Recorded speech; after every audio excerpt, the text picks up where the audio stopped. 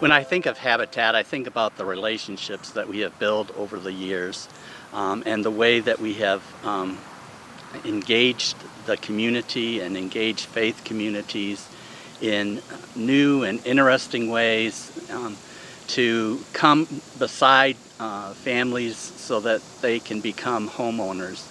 And I think a lot of people may not know that the homeowner has a mortgage. And so these homes are not free, and they also have to put in 250 hours of equity where they learn home maintenance, budgeting, many things that go into being a good homeowner.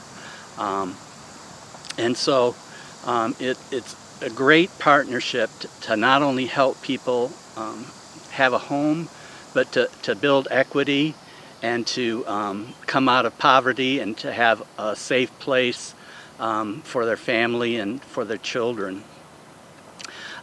When we talk about relationships, one of the things that I remember so much is that they help the homeowner to become a part of the neighborhoods.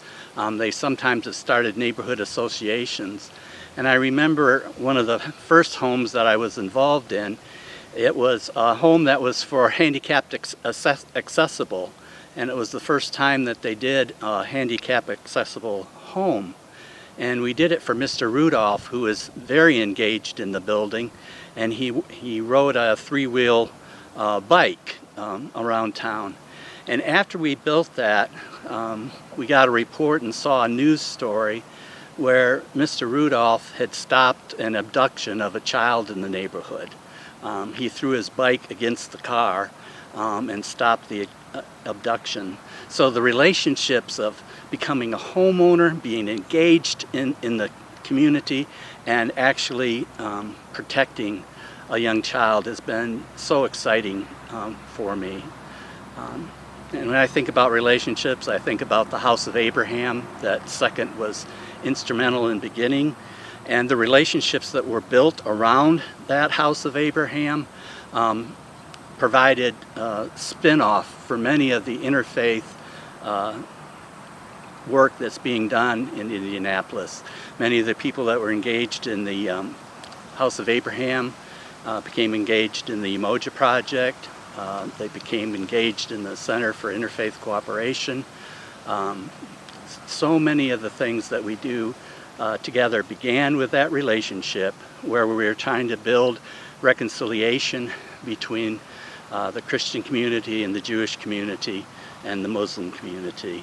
And we actually went to Jordan and built a house, and it was the first time that Christians, Jews, and Muslims built a house together and really probably did anything together in Amman, Jordan. Very few things were happening in an interfaith way. And that interfaith network and relationship was sort of reborn after we were done with House of Abraham.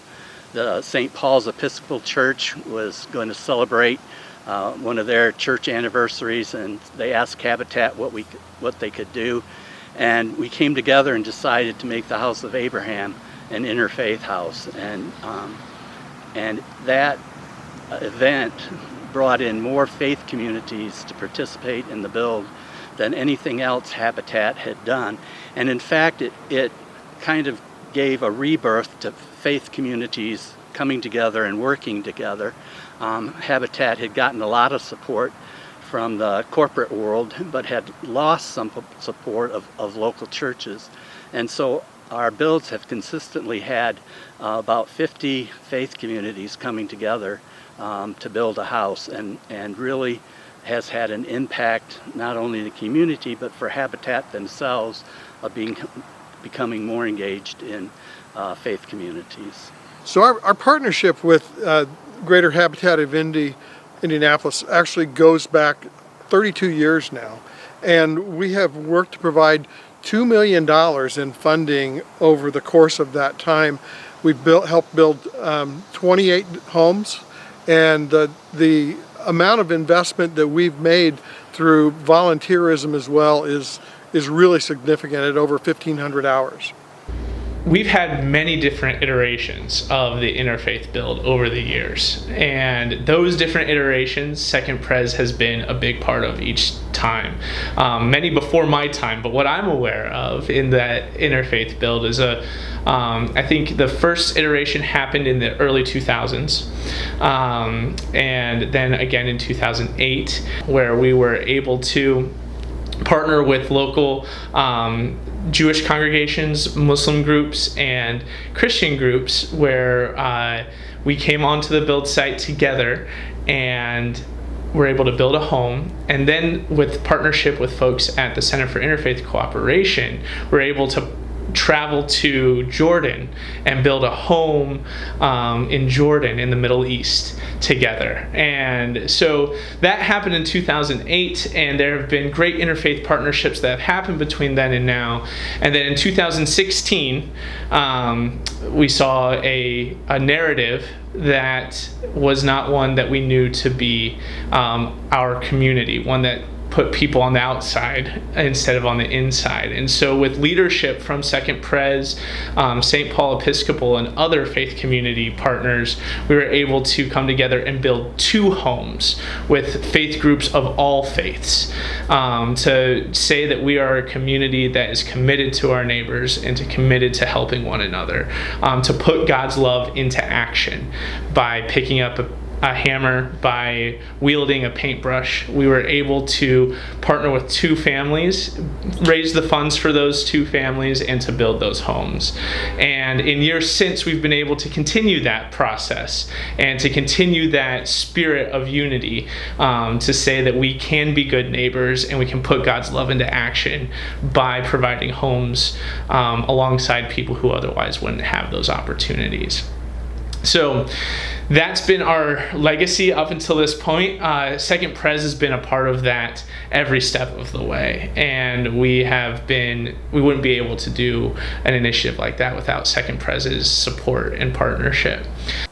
Or one of the times that had the greatest impact upon me, and I was grateful for Habitat, is that when 9/11 happened, I was on a Habitat build, and we all quit building at that time. But I remember calling the people together, and we literally sat on a hillside and had prayers and talked about, as things are falling down, as lives are being destroyed, we are here to build up, to build lives, and to build communities. And so Habitat not only builds a house, and at that time, particularly that neighborhood, was not only building houses, but they were rehabbing and improving the housing in that neighborhood. And it was just a pivotal moment for me, that moment, to think about as things were coming down. We are called to build things up. And Habitat provided that real opportunity for us to do that. So I mentioned that, Habitat is about relationships and is more than just the building. The founder, Fillmore, said it's a theology of the hammer. So we come together to build, but then it's an opportunity for us to share our lives and to share our faith. So the interfaith build has been really great and an opportunity for people to share their faith. Over the years, we've had interfaith dinners and dialogues where we've brought in many faith communities and leaders to talk about faith and to talk about reconciliation and talk about how we can live together as people. And so that's been really great as far as education and relationship and just people getting to know one another, and out of it became sharing of iftar dinners and sharing of Passover meals. So it has really grown in many levels as far as building our relationships together.